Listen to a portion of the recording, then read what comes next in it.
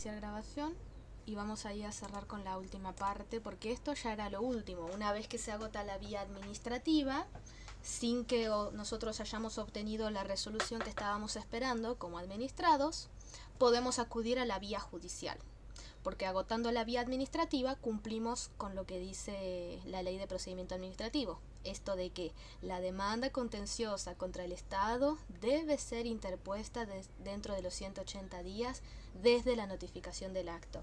Bueno, una vez que agotamos la vía administrativa, tenemos por cumplido los requisitos y podemos iniciar demanda en el fuero contencioso administrativo. Este tema viene a cerrar casi lo que es acto, porque después lo último que queda acá son las vías de hecho. En vías de hecho lo encontramos en el artículo 9, que ahora está redactado de una manera distinta. Se llaman vías de hecho todas las conductas, es decir, los hechos materiales, en los que incurra la administración pública que causa una lesión a los derechos o a los intereses de los administrados. Eso es en principio lo que nos dice sobre qué son las vías de hecho. Es el primer inciso y deja abierta la vara de la interpretación, porque dice que la administración debe abstenerse de incurrir en conductas que sean consideradas vías de hecho. Y ahí deja lugar a que los doctrinarios y la jurisprudencia interprete que son vías de hecho. Pero después, el artículo 9 nos da 4 incisos de los cuales podemos tomar casos como ejemplo, ¿sí?, para saber qué son estos actos o conductas que lesionan derechos. Se prohíbe expresamente que la administración ejecute un acto cuando los efectos de ese acto estén suspendidos por declaración de ley. Se prohíbe también que la administración ejecute actos cuando la resolución de un recurso todavía no haya sido notificada.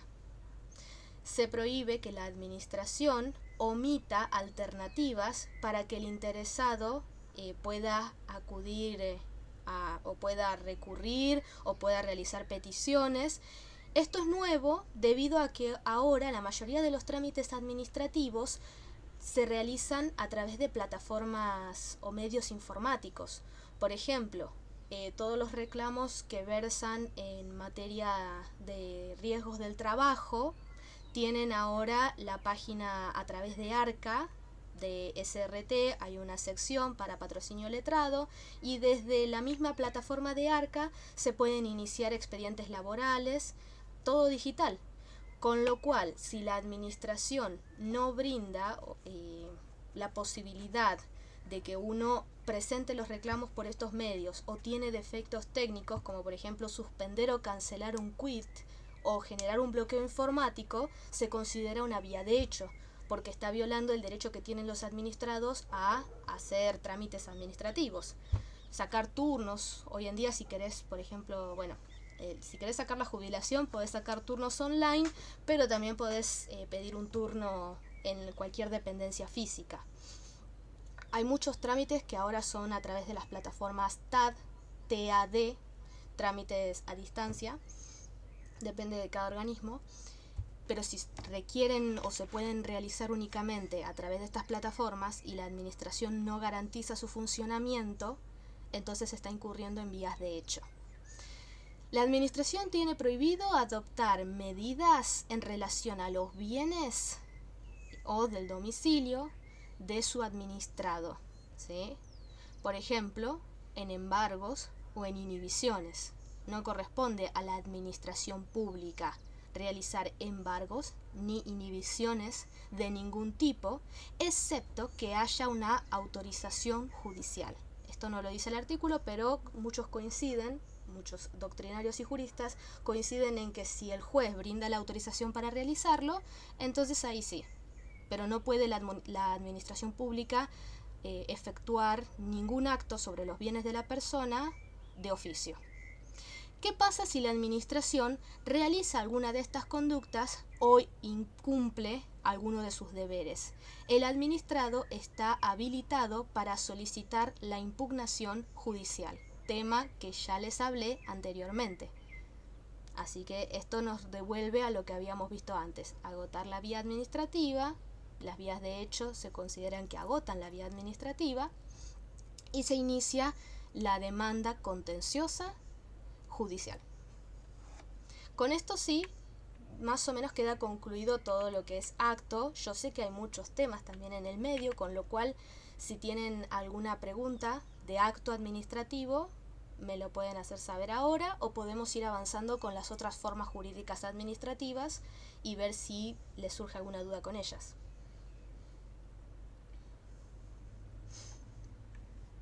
Bien. Vamos con hechos entonces. Diferencia entre el acto administrativo y el hecho administrativo. El acto administrativo dijimos que es una declaración de la voluntad. El hecho administrativo es una conducta material, ¿sí? Son acciones realizadas por la administración que no son declaración de voluntad, pero producen efectos jurídicos que pueden afectar a los administrados, ¿sí? Es decir, cuando la administración empieza a ejecutar a lo mejor un acto administrativo y terminan causándole un daño, un perjuicio o un efecto no deseado a un tercero, que también va a ser un administrado.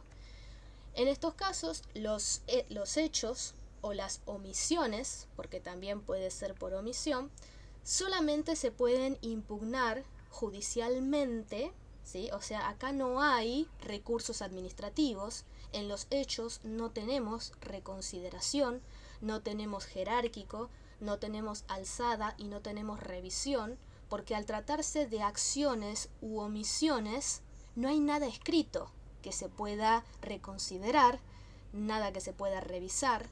Entonces, si la administración incurriera en una acción o en una omisión, ¿qué tiene que hacer el administrado?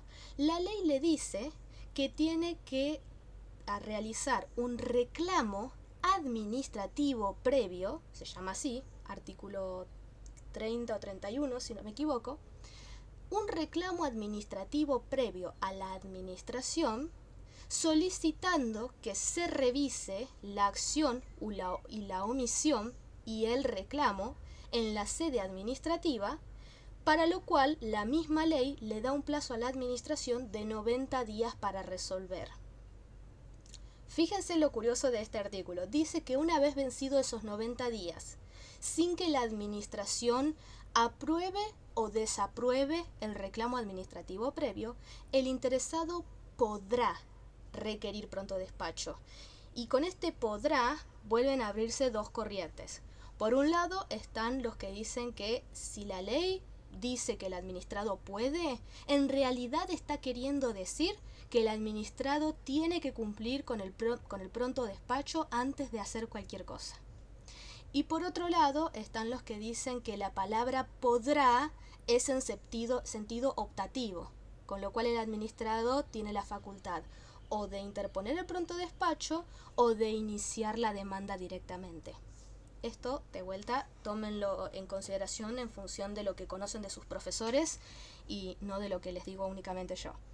Pero suponiendo que la administración transcurrieran los 90 días y no nos admitiera el reclamo o lo admitiera, el interesado puede pedir pronto despacho. Este pronto despacho tiene un plazo de 45 días extra y pasados esos 45 días se presume ahí que existe silencio por parte de la administración con respecto al reclamo y eso habilita al administrado a iniciar demanda, ¿sí?, contra la acción o la omisión, no contra un acto, ¿sí?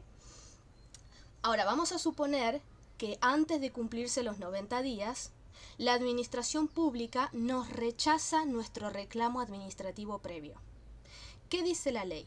Que si la administración nos rechaza el reclamo administrativo previo, ese rechazo es un acto administrativo.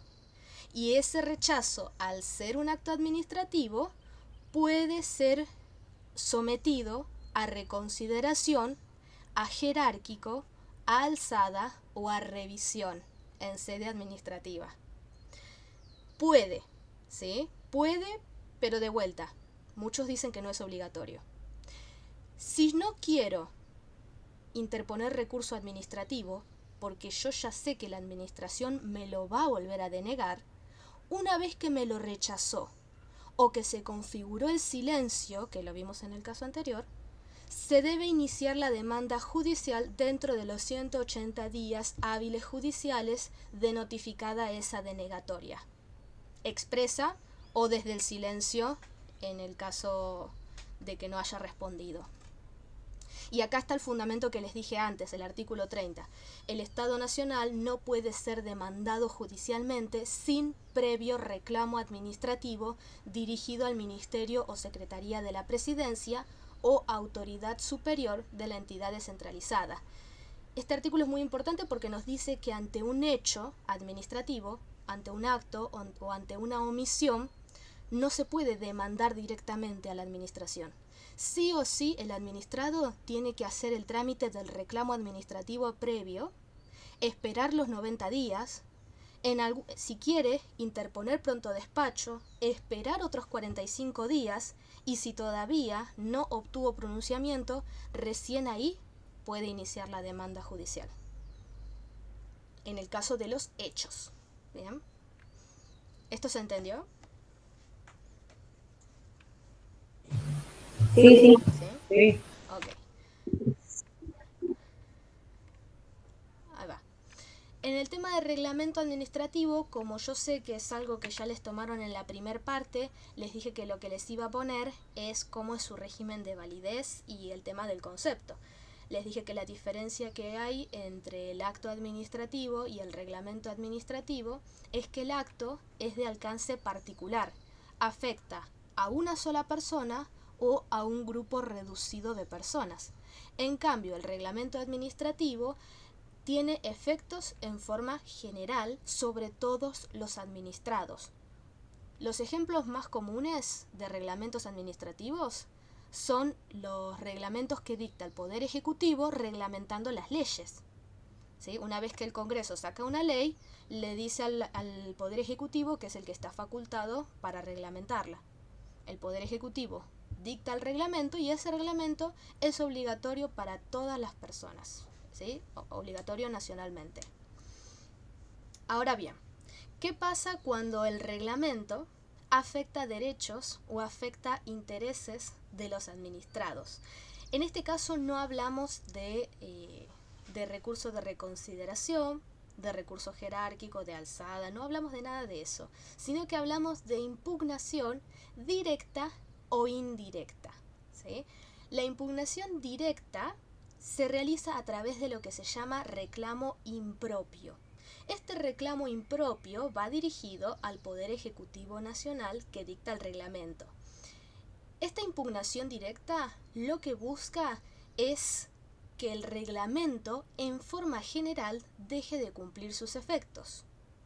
Es la gran diferencia con lo que se llama impugnación indirecta, que es cuando el administrado lo que hace es pedirle al Poder Ejecutivo que ese reglamento no le sea aplicado a él, a ella o a ellos, ¿sí? En forma particular, pero que siga teniendo validez en sentido general. Yo les marco esas dos diferencias. Cuando no se interpone, cuando no se puede impugnar un reglamento, cuando se deduzca amparo, ¿sí? Porque el amparo se rige por su propia ley y es objeto de cumplimiento en la Ley Nacional de Amparo, o cuando se pida la inconstitucionalidad, que es un proceso diferente que también tramita por sus propias reglas y no va desde el lado administrativo. Yo me parece que nada más que eso pues lo que pueden llegar a tocar con respecto a reglamento, porque ustedes ya vieron los tipos de reglamento en la primera parte, los reglamentos autónomos, los reglamentos ejecutivos, los reglamentos delegados y los reglamentos de necesidad y urgencia y cómo procede cada uno. Yo la verdad no creo que se los vuelvan a tomar y me parece que en cuatrimestres anteriores tampoco lo han vuelto a preguntar, pero en el caso de la validez que tienen, puede ser que a lo mejor alguna de estas cuestiones les puedan preguntar así cortito. ¿De esto alguien tiene alguna duda? Porque ya la haya cursado, ya haya visto cómo son con el tema reglamentos, o porque quiera terminar de cerrar algún temita con este.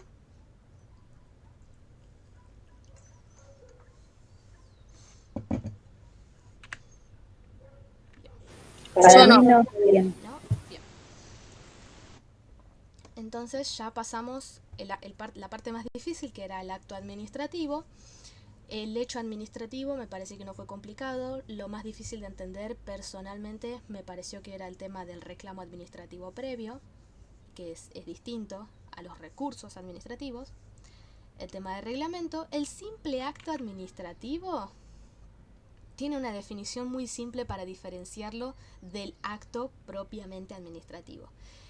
Un simple acto administrativo o simple acto de la administración es una declaración unilateral de la voluntad, pero emanada de un solo órgano administrativo, ¿sí? Un solo órgano, y que tiene efectos o busca producir efectos de forma interna o preparar un acto para el futuro. Pero la característica principal es que no tiene efectos jurídicos hacia los administrados, ni en forma general ni en forma particular.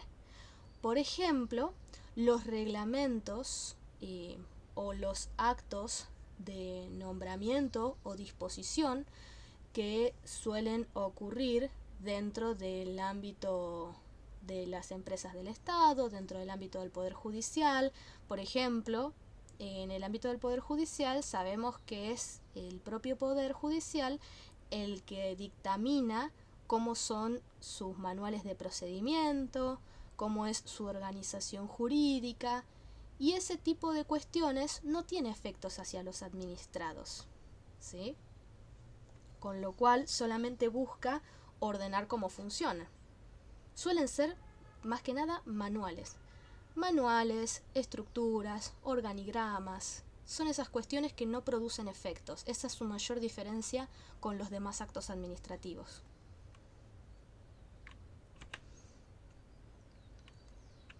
Y el último es el más, vuelve a ser complejo. Acto administrativo, contrato administrativo. Contrato administrativo, ¿sí? O contratos administrativos, porque engloba varios, son actos bilaterales celebrados entre la administración pública y grupos de administrados o ciertos administrados para el cumplimiento de un objeto. Acá yo les puse brevemente que los contratos en forma general, ya sea de empleo público, de concesión de obra pública, me faltó poner los demás pero por temas de tiempo, como el de servicio o de concesión de servicios públicos, el régimen de contrataciones del Estado, se preparan, se celebran y se ejecutan a través de dos pasos fundamentales: la selección, ¿sí?, del personal y el cumplimiento del contrato, que como ya sabemos, el cumplimiento de todo contrato es la forma natural que tiene de resolverse o de extinguirse. Durante el desarrollo de estos procedimientos de contratación, ¿sí?, durante la preparación, durante la celebración o durante la ejecución de un contrato administrativo, la administración pública va tomando decisiones, y estas decisiones son o suelen ser actos administrativos, lo cual requiere de que ustedes hayan entendido y sepan el primer tema que estuvimos tratando. En la misma filmina acá, que ya les dije que después se las voy a compartir, les puse algunos actos administrativos que van a encontrar dentro del proceso de contratación, como por ejemplo cuando hay convocatoria o cuando hay elección de un procedimiento de selección, que ahora yo les voy a mostrar cuáles son los distintos procedimientos que hay, cuando se aprueba un pliego de bases y condiciones particulares, cuando se declara una licitación o un concurso desierto o fracasado, cuando se preselecciona una licitación o concurso con etapa múltiple, es decir, cuando tiene distintas etapas para llegar a la adjudicación, cuando se aplican sanciones, cuando se aprueba una selección o una adjudicación, cuando se cancela un procedimiento. Todos estos casos son actos administrativos que la administración pública va realizando al momento de celebrar distintos contratos. Ahora bien, el régimen de contrataciones del Estado. El régimen de contrataciones del Estado está regulado por dos normas, que yo las tengo anotadas acá porque siempre me confundo en sus números. Una de las normas es la 1021, que ya les digo de qué año es.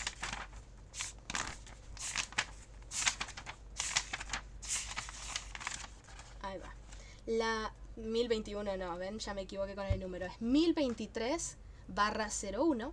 Ese es el régimen general de contrataciones del Estado, por si después lo quieren leer.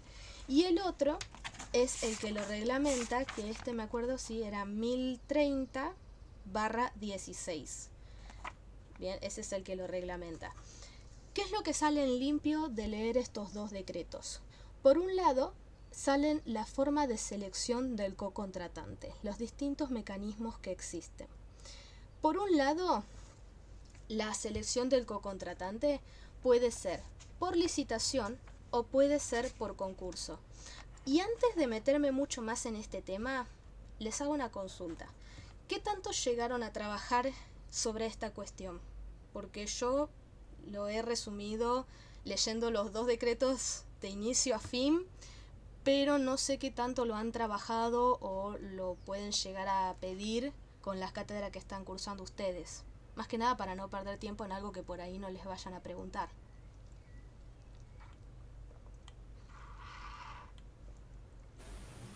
Yo, sinceramente, a las clases no iba, así que no tengo ni idea. Pero sí con Karen estuvimos, con tu mamá estuvimos estudiando esto, de la licitación y todo eso. Pero en clase no sé qué vieron, ni tampoco sé qué van a tomar. No, está bien. Era más que nada para tener un panorama, porque este tema lleva su tiempo ya que tiene Sí, distintas variables. sí, no sé si hay alguien presente que haya ido a todas las clases. Perdón, ¿Sí? no, yo no fui a las clases, pero más o menos los chicos me iban pasando los temas. Dieron todo el desarrollo de los pasos de la licitación, que son creo 7 pasos, y después las clases de licitación, como vos ibas diciendo, ¿no? Justo iba manejando y se cortaba, pero directa, pasada, esas que vos nombraste.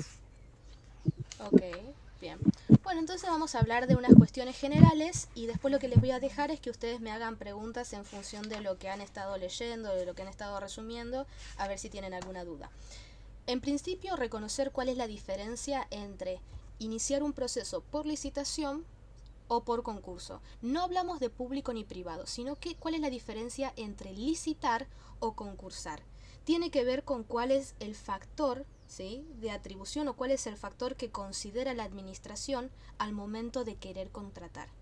Si el factor que quieren considerar es el factor económico, es decir, el valor final que va a tener que pagar por la realización de una obra, por ejemplo, o por otras cuestiones, lo más común es el tema de las obras o los servicios, entonces se va a recurrir a la licitación, ¿sí? Este procedimiento se realiza según el monto necesario cuando el criterio de selección del cocontratante tenga que ver con la oferta que éste realice, con factores económicos. ¿Cuándo se va a optar por realizar un concurso? Cuando el procedimiento, ¿sí?, y el criterio de selección para el cocontratante tenga que ver con factores de capacidad, es decir, capacidad técnico-científica, capacidad artística, capacidad informativa, tiene que ver con que la persona que presente su oferta reúna una serie de requisitos que la administración considera fundamentales para poder llevar a cabo la obra o el servicio. Esa es en principio la diferencia entre optar por una licitación o por un concurso. Después, esta licitación o este concurso, que ya sabemos cuándo va uno y cuándo va otro, puede ser de forma pública o de forma privada. Y este es sencillo. Es de forma privada cuando se realice el llamado exclusivamente a proveedores que estén inscritos en la base de datos que diseña y administra el órgano rector de las contrataciones, ¿sí? Es decir, se está llamando a licitar o a concursar a personas que están incluidas en un listado particular y cerrado. Pero además, la ley, el 1030/16, dice que se va a optar por la forma privada, licitación privada o concurso privado, cuando el monto de la contratación sea menor a los 6.000 módulos y mayor a los 1.300 módulos. ¿Qué es esto de módulo? El módulo es una unidad de medida cuyo valor fija el Poder Ejecutivo, ya sea jefe de gabinete, el presidente o el vicepresidente. Me parece que, no sé si leí mal, pero la última vez que yo lo vi, el valor de cada módulo era de 4.000 pesos. Entonces, cuando la ley nos dice que para que sea privado debe ser inferior a los 6.000 módulos, lo que hay que hacer es multiplicar 6.000 por 4.000 y de ese valor tiene que ser menos la contratación.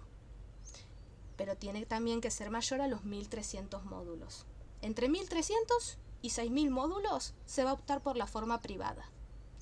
Si el monto de la contratación supera los 6.000 módulos, entonces se va a optar por la licitación o el concurso público, que además la licitación o concurso público es, digamos, la forma general o... Sí, creo que la ley le dice así, es la forma general de contratación. Solamente se va a optar por privado si es menor a los 6.000 módulos. Esto me lo entendieron, ¿no? Sí, sí. ¿Sí? Genial. Sí. Bueno, y después tenemos que la licitación o concurso, ya sea público o sea privado, puede ser celebrado en etapa única, que es poco común que sea en etapa única, pero aún así existe, que es cuando esta licitación o este concurso, la comparación entre las ofertas de los distintos oferentes y la evaluación de las calidades de estas personas se hacen en el mismo acto. Se comparan las ofertas y se hace todo el proceso de evaluación en una única etapa. Es de etapa múltiple cuando por las características, como el grado de complejidad del objeto o la extensión del término que tiene el contrato, se tenga que realizar en 2 o más fases el tema de la evaluación y la comparación entre las ofertas y las calidades de los oferentes. ¿Por qué les digo calidades? Porque yo ya les dije que el concurso tiene que ver con evaluar la capacidad o cualidades de los oferentes. Entonces, como esto tiene que evaluarse, a veces se hacen distintas etapas. Ahí hablamos de etapa múltiple. ¿Qué pasa con la contratación directa? La contratación directa, el 1023, ¿sí?, nos dice que se suele utilizar cuando, de acuerdo a la reglamentación del 1030, no es posible usar la licitación o el concurso, ¿sí? O sea, cuando no es posible o cuando sea menor el monto de la contratación a los 1.300 módulos. ¿Se acuerdan que yo les dije que para que sea licitación o concurso privado tenía que estar entre 1.300 y 6.000 módulos? Eso es porque si el monto de la contratación es inferior a los 1.300 módulos, se tiene que usar la contratación directa. También se opta por la contratación directa cuando hay contratación de bienes y servicios cuya venta sea exclusiva de quienes tienen privilegio para venderlos o transferirlos. Es decir, cuando se le trata de comprar algo a una persona que tiene el privilegio de exclusividad de venta de ese bien o de concesión de ese servicio. El más importante yo creo que es, para contratación directa, que se utiliza cuando el llamado a licitación o concurso resulta desierto o fracasado por segunda vez. ¿Esto por qué? Porque ustedes saben que cuando se hace un llamado a licitación o concurso y estos son desiertos o fracasan, se tiene que hacer un segundo llamado Se tiene que obviamente para eso modificar los pliegos de bases y condiciones particulares, y si ese nuevo llamado también está desierto o fracasa, entonces ahí se puede recurrir a la contratación directa. ¿Qué otros casos? También se puede usar con los contratos que se celebren en jurisdicciones del Estado Nacional, con las universidades nacionales, por ejemplo. Hay varios, son muchos incisos de contratación directa. Si leen el decreto 1023 van a encontrar distintos supuestos. Y los mecanismos de contratación directa son dos. Está la compulsa abreviada y la adjudicación simple. ¿Estos dos les suenan? Si no, los desarrollamos ahora, no hay problema. Hablamos de compulsa abreviada cuando existe más de un posible oferente con la capacidad para realizar la prestación y que no fuere posible aplicar licitación o concurso, porque no se superan los 1300 módulos, debido a que una licitación o concurso fueron desiertos o fracasados, incluso en el segundo llamado, o cuando hay razones urgentes y de emergencia que impiden realizar la licitación o el concurso, porque como saben, esos procedimientos llevan tiempo.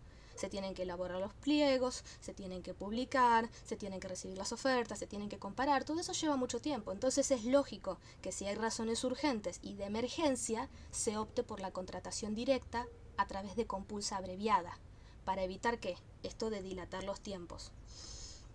¿Cuándo hay adjudicación simple?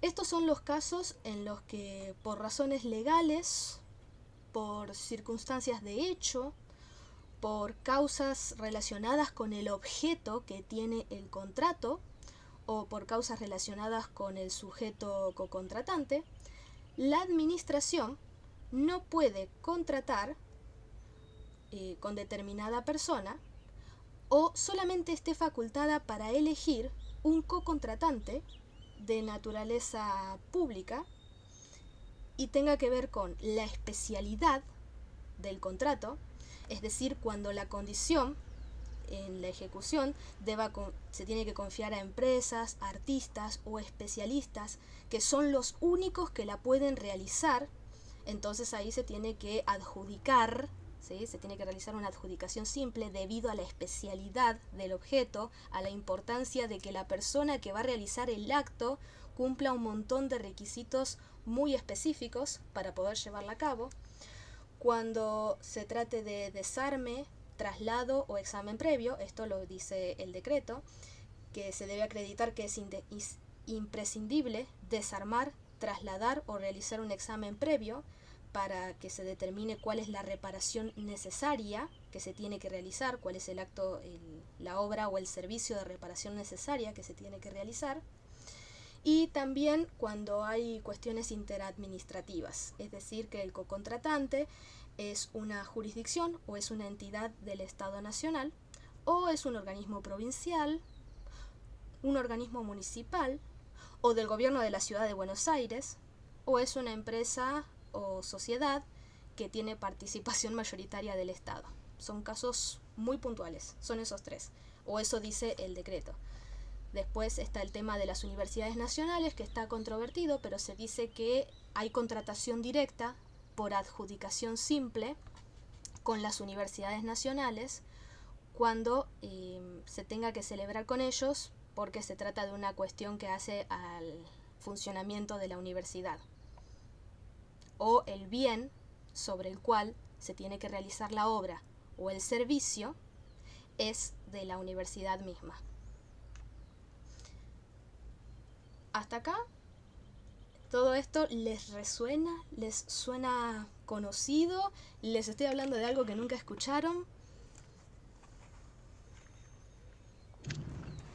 Si las etapas de la licitación, cómo se hacen los pliegos, todo eso sí.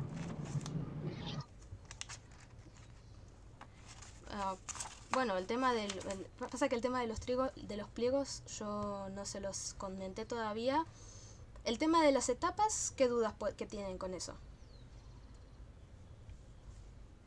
Por ejemplo, El pliego de bases y condiciones se elabora para cada procedimiento de selección.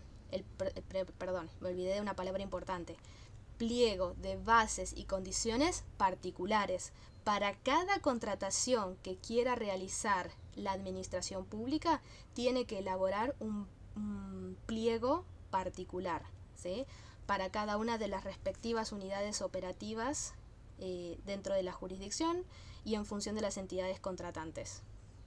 Tiene que contener las especificaciones técnicas de la obra o del servicio que se tiene que prestar, tiene que tener las cláusulas particulares y los requisitos mínimos que se van a indicar después en el pliego general. Puede incluir también cláusulas sobre sustentabilidad específicas, porque ustedes saben que la administración pública y el Estado tienen un deber constitucional de preservar el medio ambiente. Entonces, si la obra o el servicio que se tiene que prestar puede impactar negativamente en el medio ambiente, en el pliego de bases y condiciones particulares se puede incluir una cláusula en relación a la forma de cuidar el medio ambiente o de la sustentabilidad mínima que tienen que garantizar los oferentes si quieren presentar sus propuestas. ¿Eso está claro? Sí. Sí, yo si mal no recuerdo, decía algo de cláusulas generales, particulares, específicas y técnicas, que las particulares complementan a las generales y las otras son todas las especificaciones, como vos decías recién, de cuestiones que son muy particulares, de conocimientos que hay que tener para ejecutar la obra. Claro.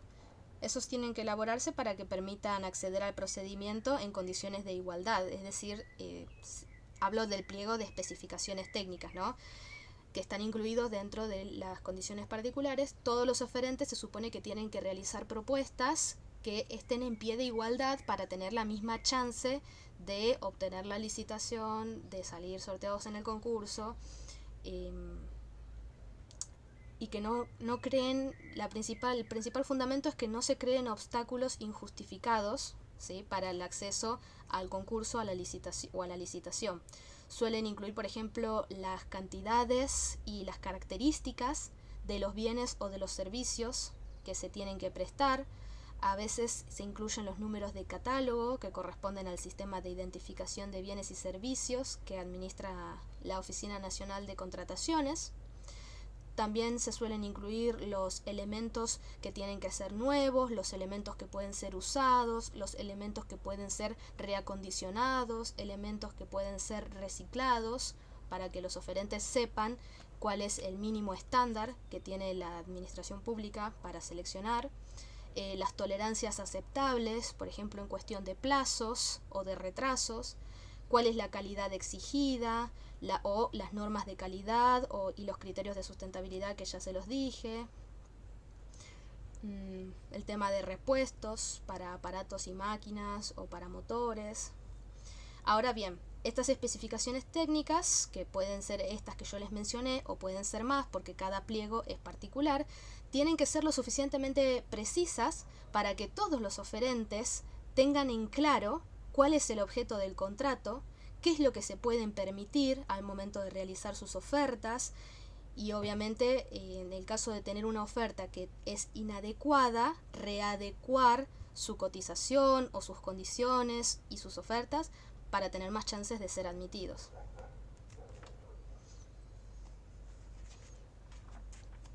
¿Hasta acá bien o mucha información?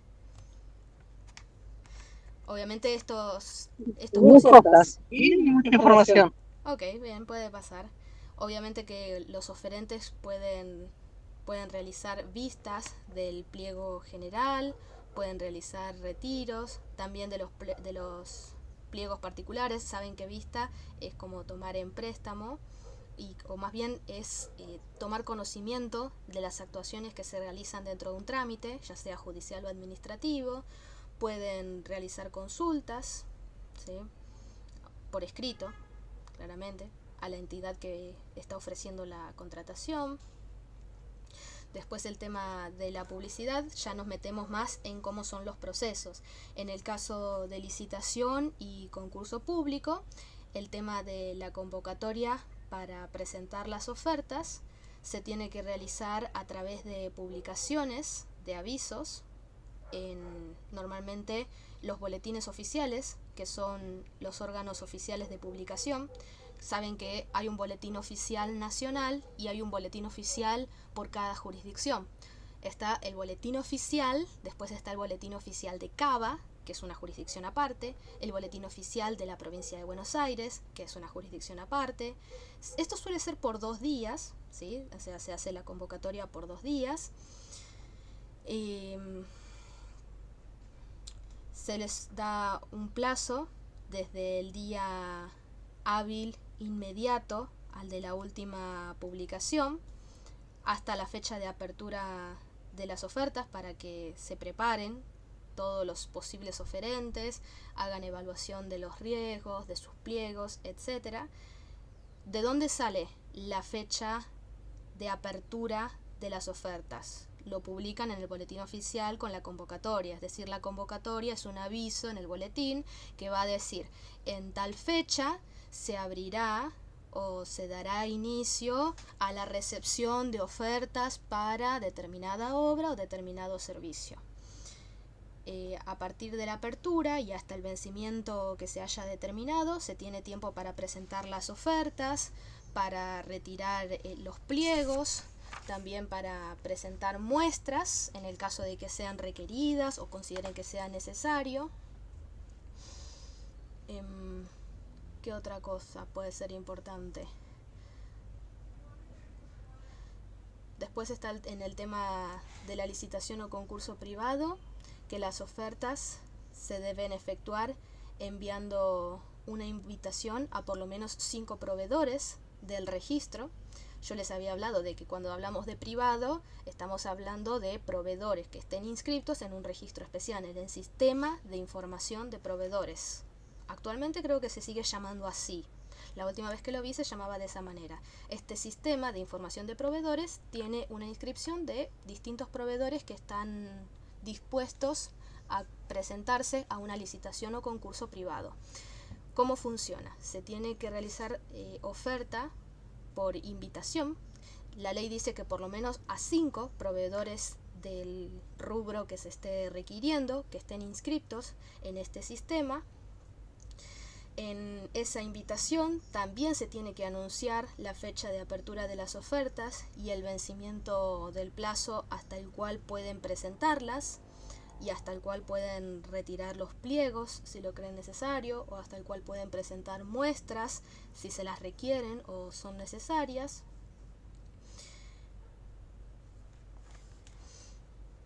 ¿Hay alguna duda con cuestión a eso? ¿Hay algo que me haya saltado y que me lo quieran preguntar?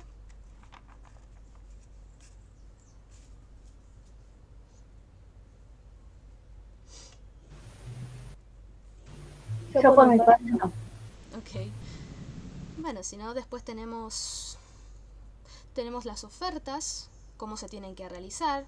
Se deben realizar siempre en el lugar que se haya indicado en la convocatoria o en la invitación, hasta el día y la hora que se haya determinado en cada caso.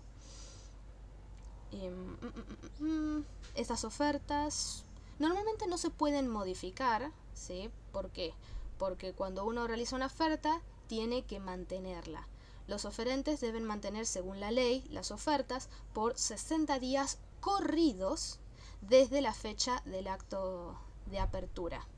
¿Bien? O sea que dentro de esos 60 días corridos, desde que abrió la recepción de las ofertas, si se presenta alguna, no se la puede modificar por ningún motivo. La apertura obviamente se va a realizar en el día y en la hora que se haya determinado. Normalmente, ¿me volvió a saltar la notificación o se cerró la sesión? A ver, me voy a fijar. Quedan 15 minutos. Ah, sí, volvió a saltar el cartel de los 15 minutos. Muy bien. Bueno, ¿qué les estaba diciendo? El tema de la apertura de las ofertas, que se hace en el día y en la hora que se haya determinado, porque eso siempre se anuncia con tiempo. Se abren las ofertas en un acto público y con funcionarios de la jurisdicción o con funcionarios de la entidad que va a contratar, y aquellos que presentaron sus ofertas Se verifica que existan, que tengan número, que tenga procedencia, o sea que esté toda la información en los sobres. Se hace la apertura y se empieza con la evaluación de las distintas ofertas realizadas. En la evaluación lo que se va a hacer es que se van a remitir todas las actuaciones a una comisión evaluadora, y esta comisión evaluadora va a estar integrada por 3 miembros.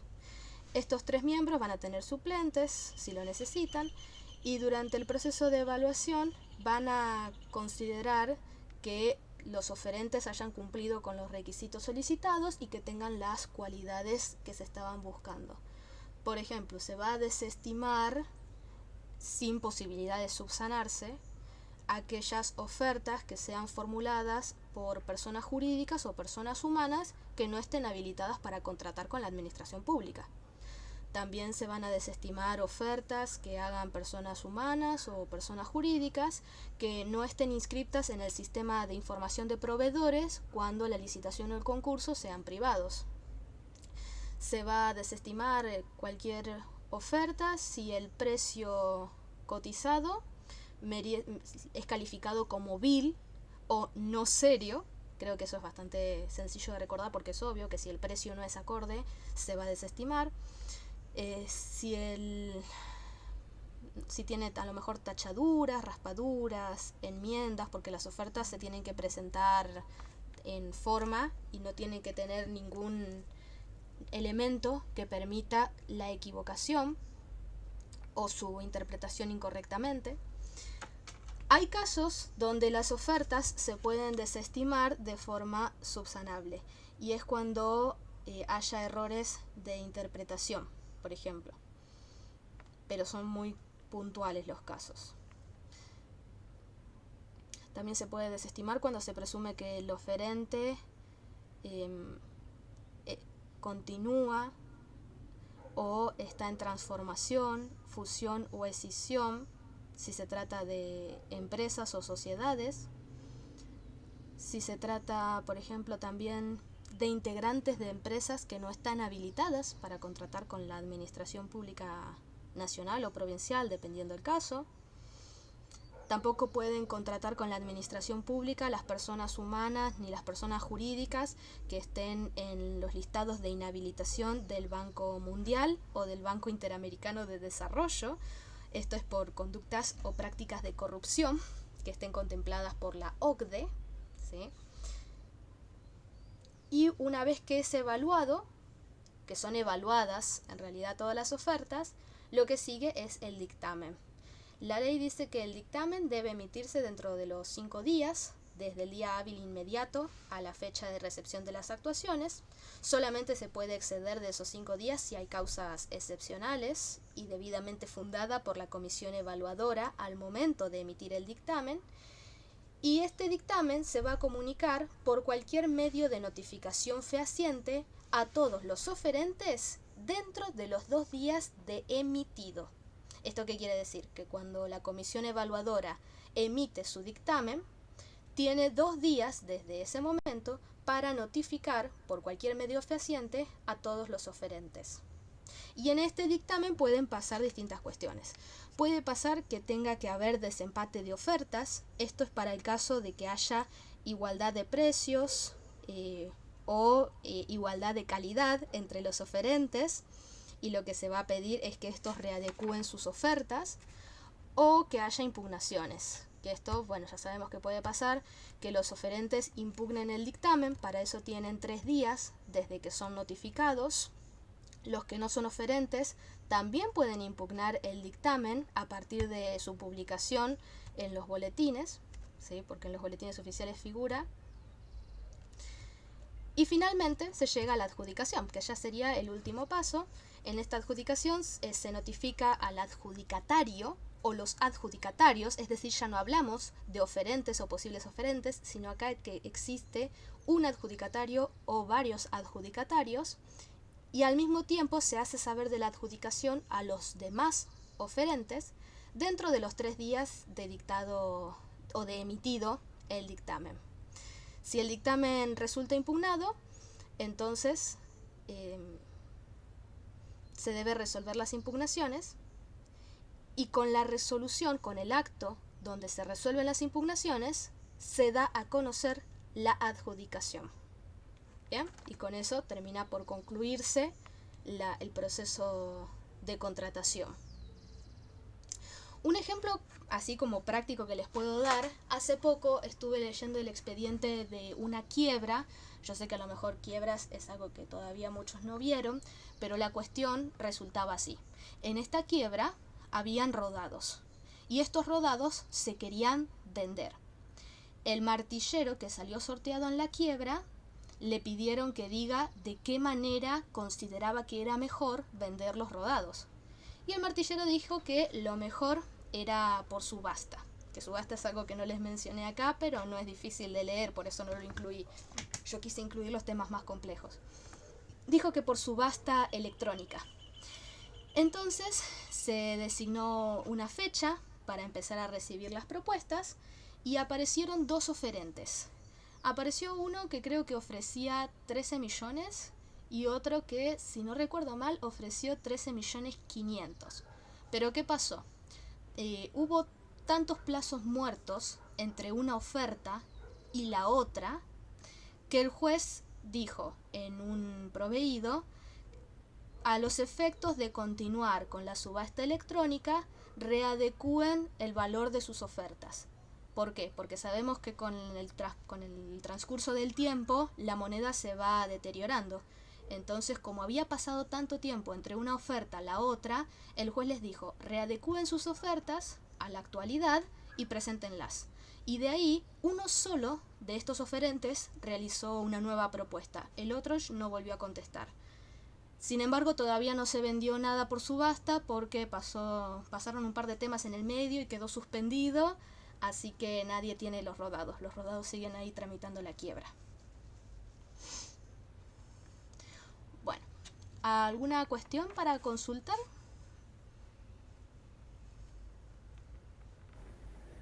No, yo creo que quedó clarísimo, incluso por demás de lo que podemos llegar a tener o incorporar nosotros para el parcial. Ok.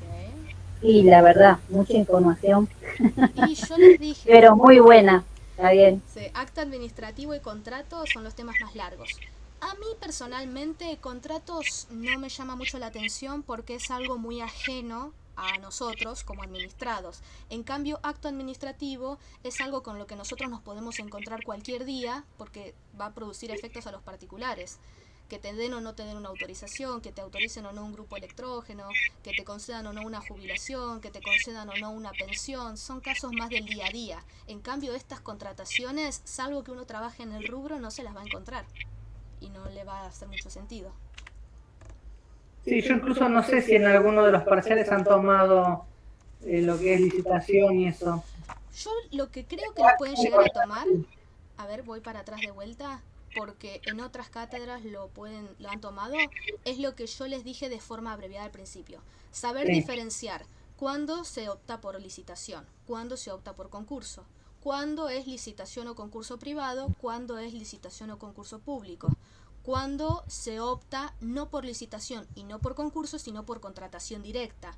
En qué casos esa contratación directa va a ser por compulsa abreviada y en qué caso va a ser por adjudicación simple. Y los pasos, tener una breve idea de cuáles son los plazos para llegar a la adjudicación, que es todo lo que dijimos antes: la elaboración de los pliegos, la publicación, la recepción de las ofertas, la apertura de las ofertas, el proceso de evaluación, el dictamen y el proceso de adjudicación. Tener así como ese punteo. ¿Bien?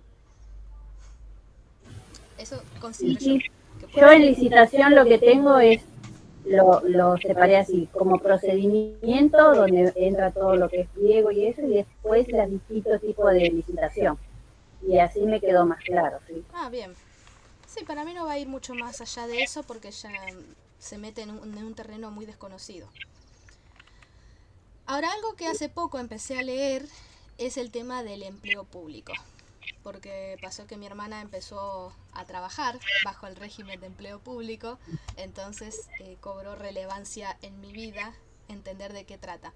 El empleo público, lo que trata la ley de empleo público, lo que hace es decirnos cuáles son los derechos, las obligaciones, los requisitos de ingreso, los deberes, el régimen disciplinario y, lo más importante, las situaciones de revista del personal que va a trabajar bajo dependencia de la administración pública.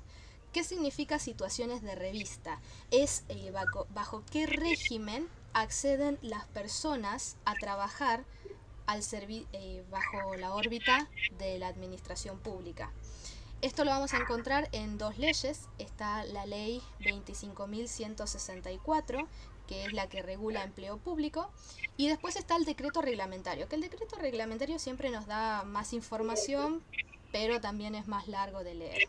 Bien, nosotros nos vamos a tratar de enfocar en las cuestiones más importantes. Primero que nada, el empleo público, si bien yo lo incluí dentro de contrataciones administrativas, la realidad es que no le es aplicable al empleo público nada de lo que les expliqué antes. No hay pliegos de bases y condiciones, no hay licitación, no hay concurso, no hay contratación directa por adjudicación ni por nada. ¿Sí? La ley de empleo público se maneja bajo sus propias leyes, que son estas dos que yo les puse. Eso es lo primero que hay que entender. ¿Sí? Después el resto es quienes, por ejemplo, están exceptuados. Creo que los exceptuados, no sé si están en alguno de los primeros artículos, no sé si el 1 o el 2, pero lo que dice es que no se aplica la ley de empleo público al jefe de gabinete de ministros, a los ministros, al secretario general, secretarios y subsecretarios creo que tampoco, los jefes de casas militares, a personas que ejerzan alguna función parecida a la de alguna de estas personas que les mencioné, como el jefe de gabinete, los ministros, aunque hay pocos. No se aplica al personal militar que esté en actividad, ni tampoco al personal militar que esté retirado. No se aplica a personal diplomático que esté en actividad, ¿sí? Por ejemplo, cónsules, no se les aplica la ley de empleo público. Tampoco a el clero, ¿sí? Personas de la iglesia, no se les aplica. Al resto que quiera acceder a la administración pública, sí se les va a aplicar. ¿Cuáles son los requisitos para acceder al empleo público? Uno de los primeros que marca la ley es ser argentino, ya sea ser argentino nativo o ser argentino naturalizado. ¿Bien? Y el segundo es que tenga aptitud psicofísica para el cargo y condiciones de conducta e idoneidad. Esto es muy debatido porque hay muchas personas que accedieron al empleo público sin ser idóneas para el cargo o sin tener conductas que los mantengan en ese cargo. Porque ¿cómo se acredita que alguien tenga conducta y tenga idoneidad?